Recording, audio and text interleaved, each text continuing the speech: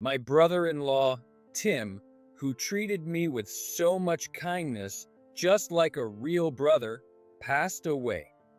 It was truly sudden. In Tim's casket, there were beautiful flowers, mementos, and family photos.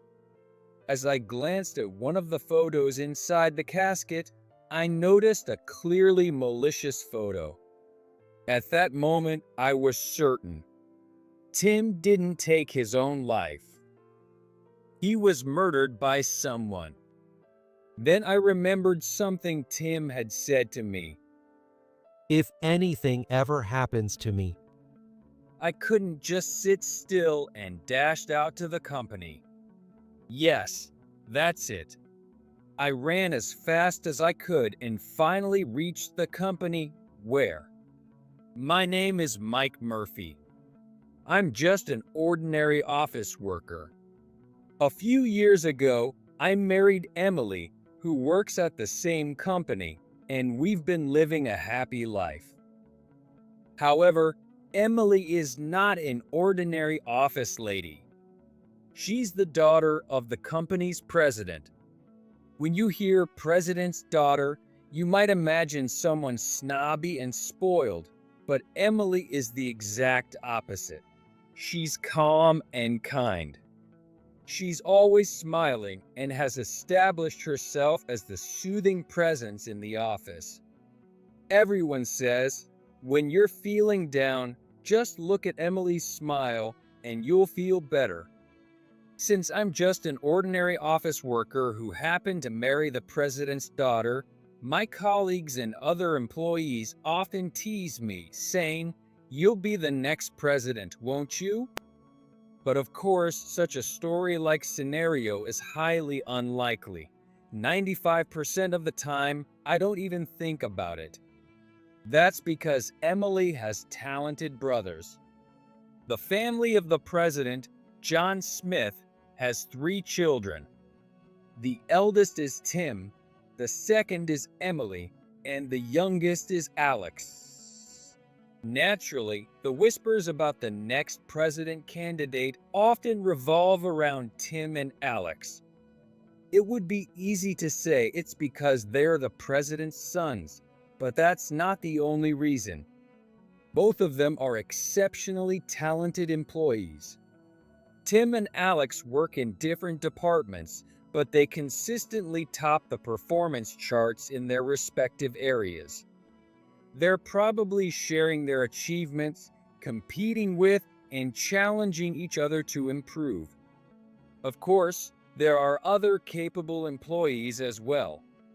But for now, there's no one who can match up to those brothers. On top of that, being the president's sons, it's only natural that one of them will be the next president. So, as a son-in-law, I don't see myself having a chance. Besides, even if I were suddenly appointed president, I wouldn't have the confidence to handle it.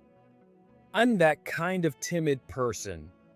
In the same department as me, there's my brother-in-law, Tim. I've always been able to watch Tim's impressive work up close, so I know how hard he works to achieve those excellent results. Some people might call it riding on his parents' coattails, but I know that's not the case. Tim is incredibly kind, generous, and supportive. He really feels like my big brother. Even when I, a timid person, make a mistake at work and get down about it, Tim always notices and comes over to talk to me. Mike, what's wrong? You look down. Did something happen? That day, I had made a rather troublesome mistake and was feeling down about having to fix it one by one, with only an hour left before the deadline. At such times, Tim would always appear out of nowhere and speak to me. "Oh, Tim, actually, it's my first time handling a project like this. It's urgent, but this part here, everything's slightly off. I thought I had just finished it." Let me see. This. I did the same thing once and panicked too. Really? You did, Tim? It's not that surprising. Everyone starts as a newbie. Besides, something like this isn't as big of a deal as the mess I made back then. We can fix it quickly. Really? I couldn't believe that even someone as capable as Tim had made mistakes like mine, but he always offered kind words to encourage me. Mike, don't worry so much. Try doing this here. Yes, just like that. Now, see this? Yes, it's fixed. See? I told you it could be fixed quickly, didn't I? You're amazing, Tim. Thank you. Mike, you always make things seem so dramatic. Now, this should make it in time, right? Mike, as I've always said, if you have any concerns or things you're hesitant to share with someone, talk to me first. Though, like this time, we might not always solve it right away. I have the utmost respect for Tim. I can't thank him enough. Moreover, he doesn't treat me well just because I'm Emily's husband. He treats everyone this way. That's why he has earned the trust of the employees. Many employees rely on him, and he has resolved numerous troubles. His ability to handle situations flexibly is impressive. He's truly remarkable. All right, Mike, keep up the good work. Go for it. Yes, thank you. Someday, I hope I can be like him. Waving lightly, Tim left. As I watched him, he took a can of coffee from his desk and handed it to the janitor while chatting. Kenny, thank you for always keeping things clean. Here, this is for you. Hi, Tim. You always treat me well.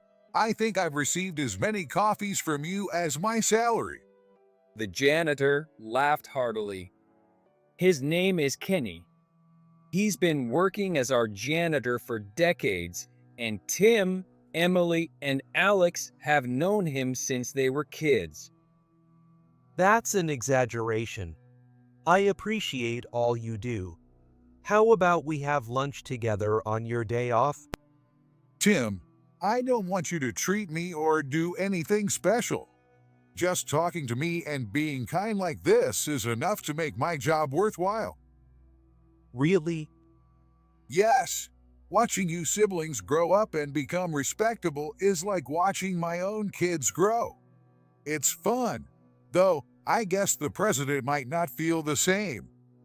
In our department, Tim is the only one who is so friendly with Kenny. I greet Kenny, but we don't talk much. Tim's kindness to everyone, including Kenny, makes me respect him even more. Growing up as an only child, I imagined how great it would be to have a brother like Tim. Also, Emily got married, right? I wondered what kind of guy she'd marry, and he seems so kind. He even greets an old guy like me, though he seems a bit timid.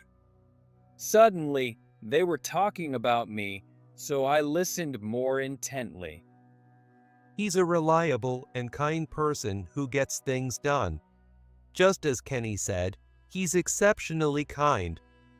Well, if Tim acknowledges him, then I can be at ease.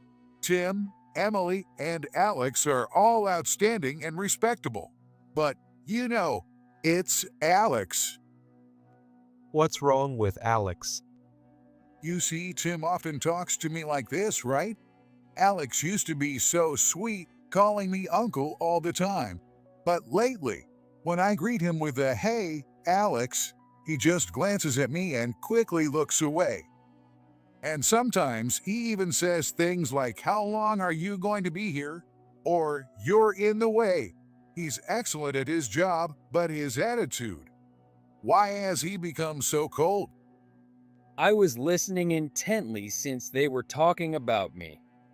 Honestly, I've only met Alex a few times at my wedding to Emily. Since we work in different departments, I didn't know him well, but unlike my brother-in-law Tim, he seemed like a cold person. But Tim is so kind, and Emily is so gentle.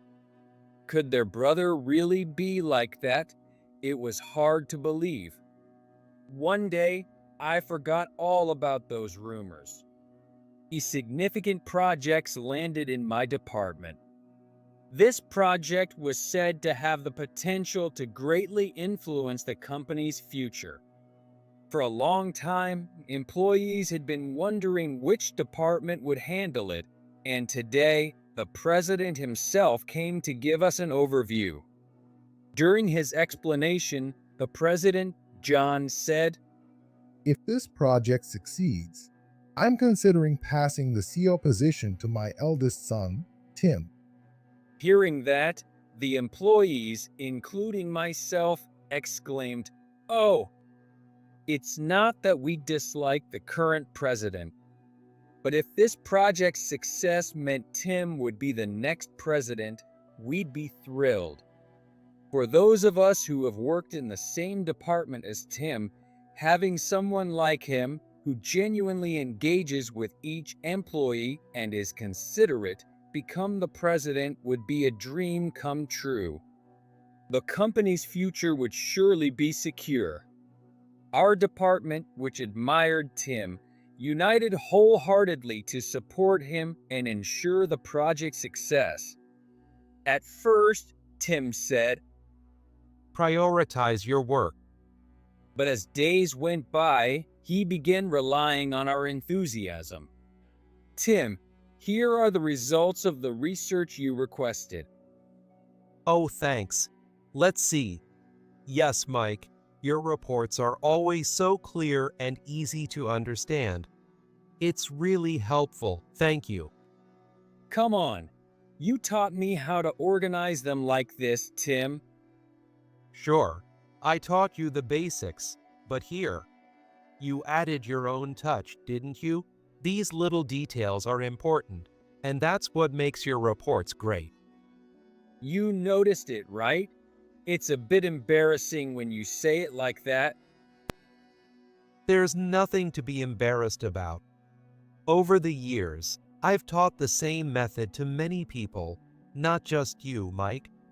Some might say I'm biased, but honestly, your reports are the clearest and easiest to understand. So be confident.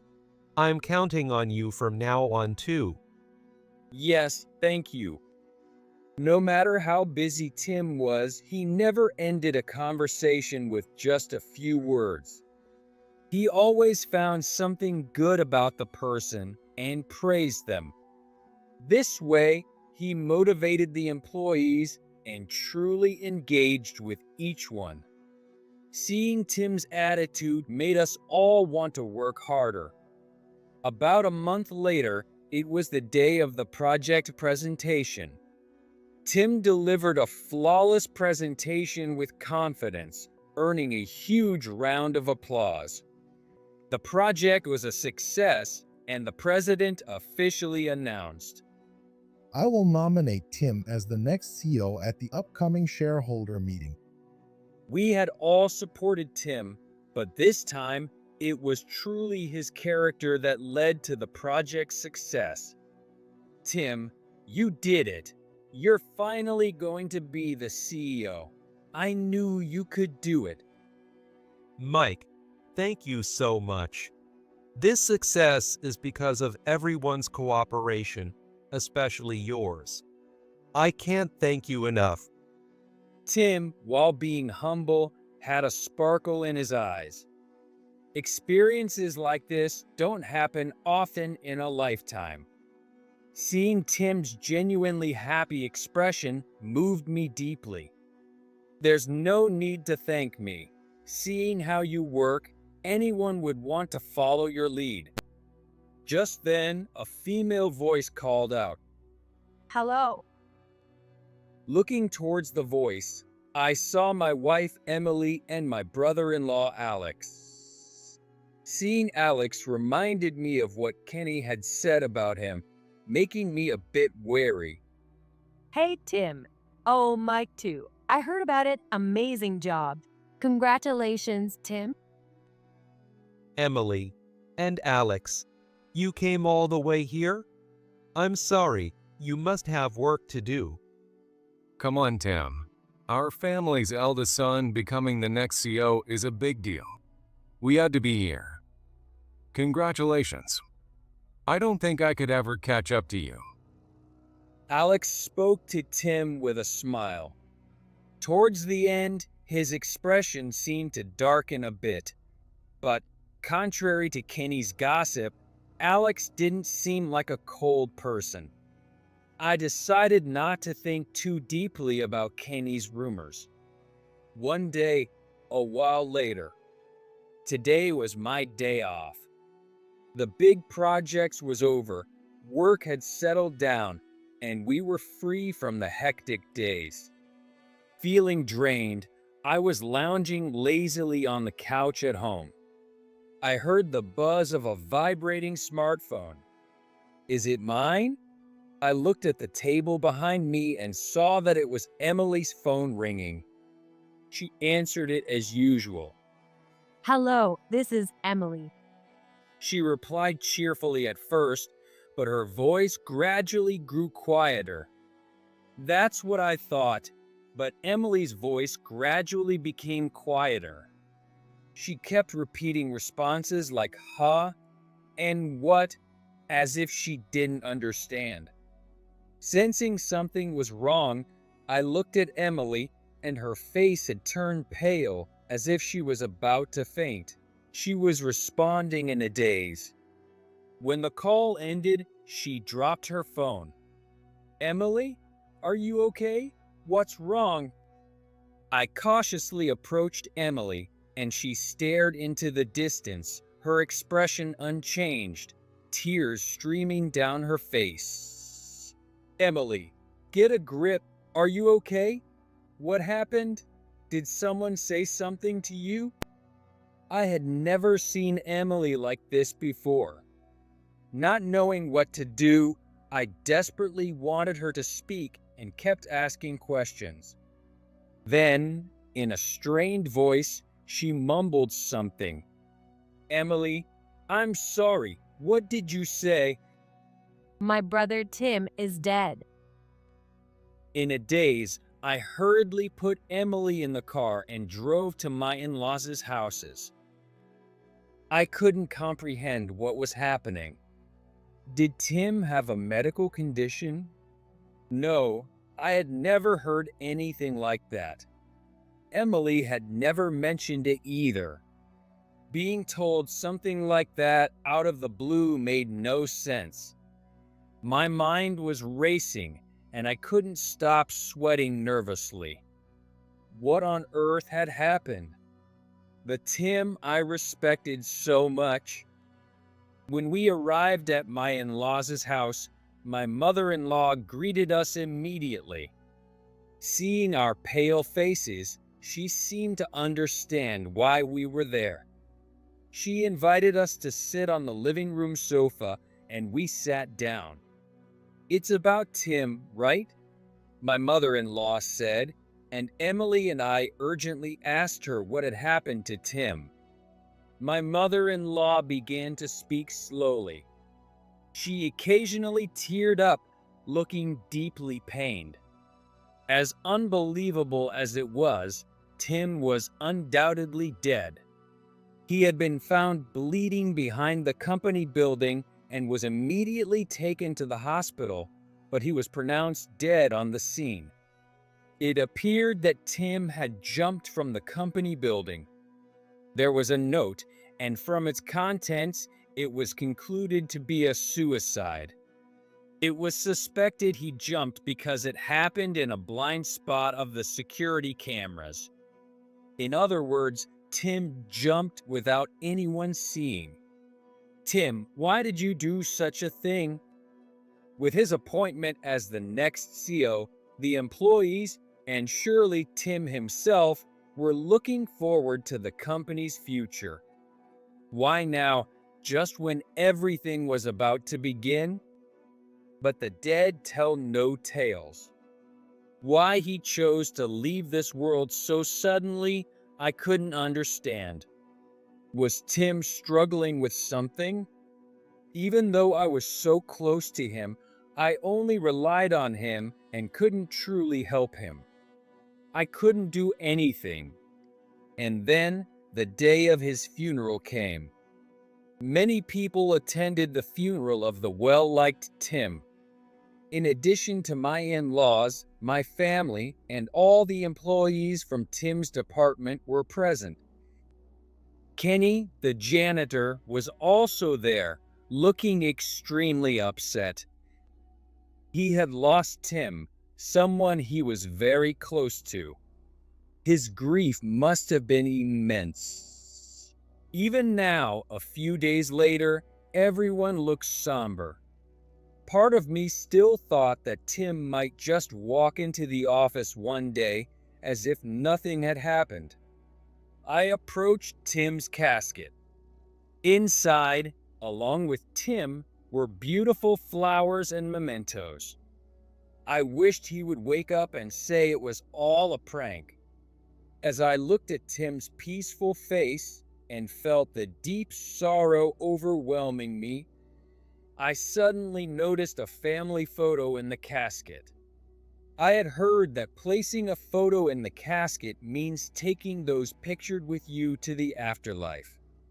I never believed in such superstitions, but if it turned out to be true and I lost anyone else, I didn't think I could handle it. I picked up the photo to take a closer look. It showed my in-laws, Emily and Alex. But one face was blacked out with a marker. In the family photo, Tim's face was deliberately blacked out. I see.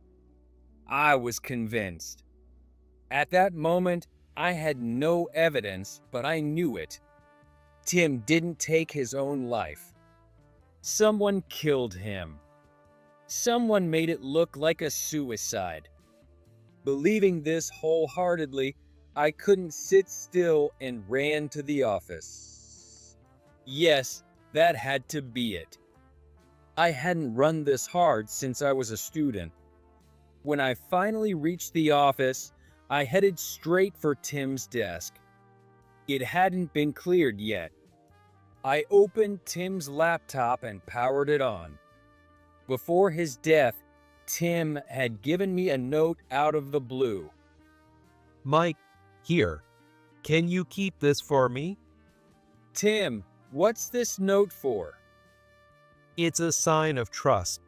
It's my computer password. What? Why are you giving me something so important?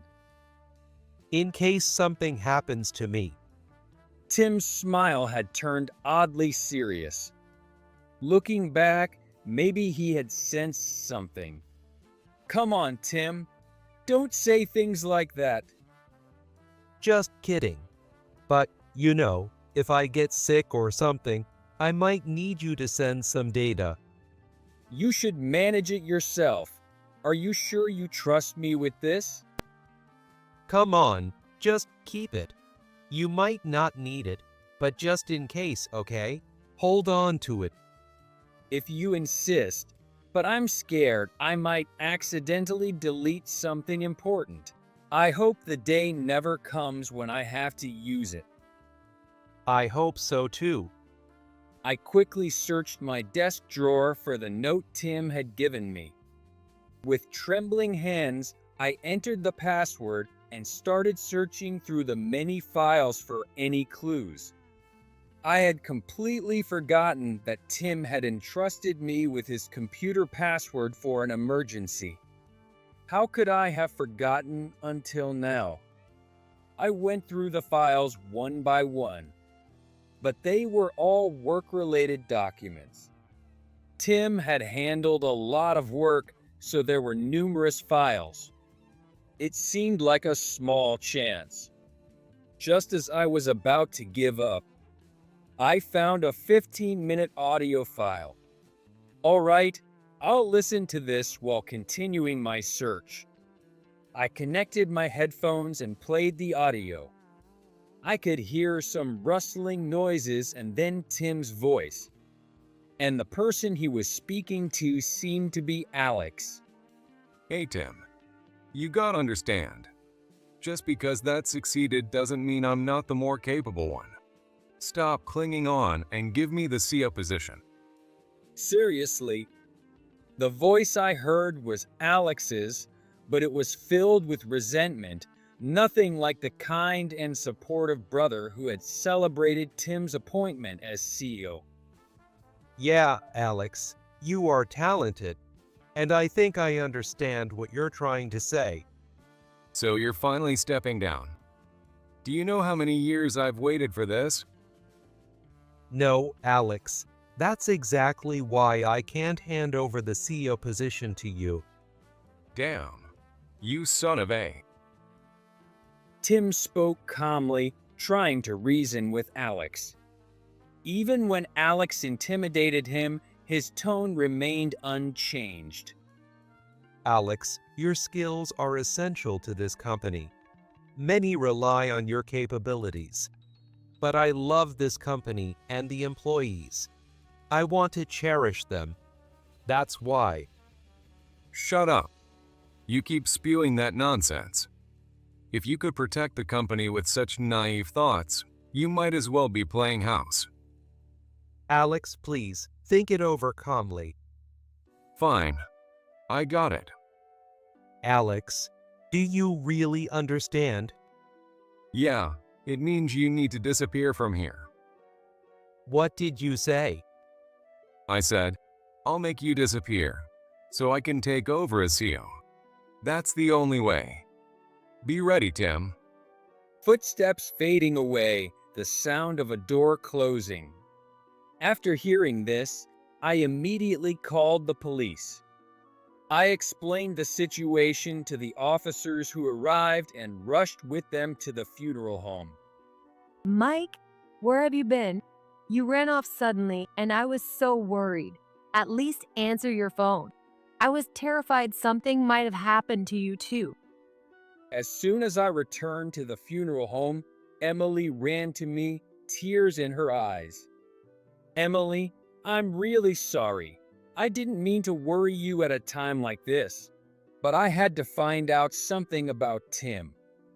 Emily, noticing the police officer standing beside me as I desperately apologized, gasped and bowed slightly to the officer.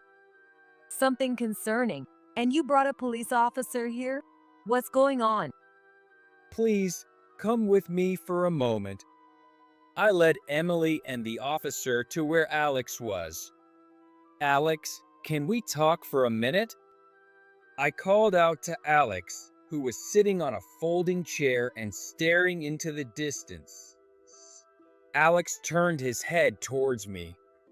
When he saw the police officer behind me, his eyes widened slightly and he flinched, but then he asked suspiciously, What do you want? Alex, it was you, wasn't it? What are you talking about?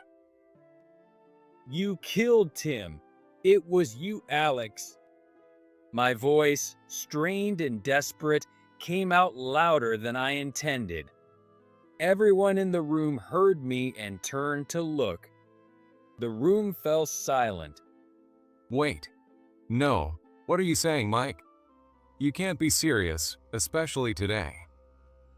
Alex quickly stood up, forcing a nervous smile. He acted as if he had no idea what I was talking about. Don't play dumb. There was a recording on Tim's computer of your conversation. You pressured him to give up the CEO position, and you even said you'd make him disappear if he didn't. As I spoke, Alex looked uncomfortable, but he quickly returned to his "I don't know anything" expression and started speaking smoothly.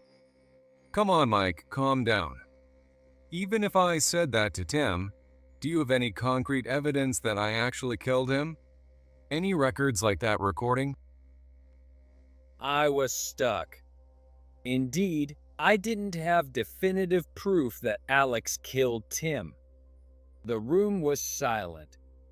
Desperately trying to think, I suddenly heard a loud voice from across the room. I saw it. Alex, I saw him. The voice came from Kenny, the janitor. Damn it. That old man, Kenny. Alex muttered under his breath.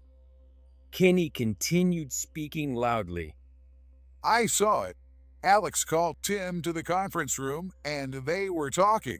I was curious and pretended to clean the hallway while eavesdropping. Then, suddenly, Alex started yelling. He said, "You damn brother, I'm more capable, yet you won't give up the CO position. I could just get rid of you right now." Then he kept pushing Tim until he was backed up against the window, and Alex opened the window and pushed Tim out. Everyone, including me, listened to Kenny's story, stunned and unable to hide our shock. But hearing this, Emily's anger flared and she began to cry out. Kenny, if what you said is true, why didn't you report it immediately? Why didn't you consult someone right away? Were you planning to keep silent until someone brought it up? Did you just watch and let Tim die? Emily, please forgive me. I never meant to let Tim die. Emily, please forgive me. Then why? Why didn't you do anything? Alex, he threatened me into silence. At Kenny's words, everyone turned to look at Alex again. I saw Alex push Tim out of the window. I was so shocked I couldn't move, and then Alex came out of the conference room and saw me. He asked if I saw what happened. I was scared and said no at first, but then he yelled at me until I admitted I saw it. Then Alex said this to me. Don't you dare tell anyone about this. If you do, I'll get you fired immediately. And it won't stop at that. I'll make sure you can't find work anywhere else. And you won't be able to live a normal life. It won't just be you. I'll drag your wife and kids into this too. I'll make them fly like I did to Tim. I'm old. I've been a janitor here for a long time. If I got fired from here, I wouldn't be able to find another job easily, and I couldn't survive. And worse, my wife and kids could suffer because of me. So I was terrified. Looking back, I should have had the courage to tell someone. I'm such a fool. Please forgive me, Tim. Kenny collapsed into tears. Meanwhile, Alex looked guilty and stared at the floor. He muttered, "Damn it," and began to speak softly. I've been compared to my brother Tim all my life. Since we were kids, I could never beat him. It was frustrating. Why should I always be compared to him just because I was born a little later than such a talented guy? I could never win, so I worked insanely hard. I pushed myself to the brink of death with work. But no matter how well I performed and surpassed him, our parents always saw him as the CEO. Isn't that unfair? The best person should be the top of the company. So I told Tim that, but he wouldn't acknowledge it. He wouldn't step aside, so I had to make him understand. But he never did, so I had no choice but to get rid of him. I did it for the company, to keep it performing well and progressing. Alex. I interrupted Alex, who was talking about his jealousy towards Tim, and sat him down, saying I had something important to tell him. I found this document on Tim's computer. When I was going through the files, I found a message addressed to you. Please read it. I handed Alex the printed document. To Alex, if you are reading this, I am probably no longer in this world. I don't like to think about it, but... The document began with this line and contained Tim's thoughts on how he wanted Alex to lead if he became CEO. I want you to be a kind leader. Talent alone won't make employees follow you. Employees are the company's treasure. You're talented enough to do this. It shouldn't be too hard for you. So, be kind and considerate. If you can become such a person, I will gladly support you as the CEO. And if I could be there with you, we could grow the company together. As Alex read the letter from Tim, tears streamed down his face. Tim always praised you as being very talented, Alex. Hearing my words, Alex collapsed to the ground, crying loudly. Tim, I'm so sorry. He kept crying and apologizing. Alex was then taken away by the police. In the trial that followed, Kenny and I testified as witnesses. Kenny's testimony was decisive, and Alex was found guilty. Some time passed, and you might wonder what happened to the CEO candidate. Well, it came to me, with Tim gone and Alex serving his sentence. My wife Emily has been mentally affected by the whole incident and is currently on leave. Therefore, being the one closest to Tim, who learned a lot from him, I, Emily's husband, was promoted to department manager and became a candidate for the CEO. Honestly, I never expected to be in this position, so I'm anxious. Especially because Tim isn't here to consult with anymore. Tim, do you think I can do this? I muttered, holding Tim's photo. You can do it. I heard Tim's voice behind me. I turned around instinctively, but Tim wasn't there. Mike, what should I do about this? Mike, I'm sorry, I messed up here. Mike, Mike, I prioritize being kind, supportive, and empathetic to everyone, just like Tim was. If I do that, even someone prone to mistakes like me can inspire everyone to work together, trust me, and follow my lead. If I can become a supportive manager and CEO. Watch over me, Tim. I placed Tim's photo on my desk and got back to work.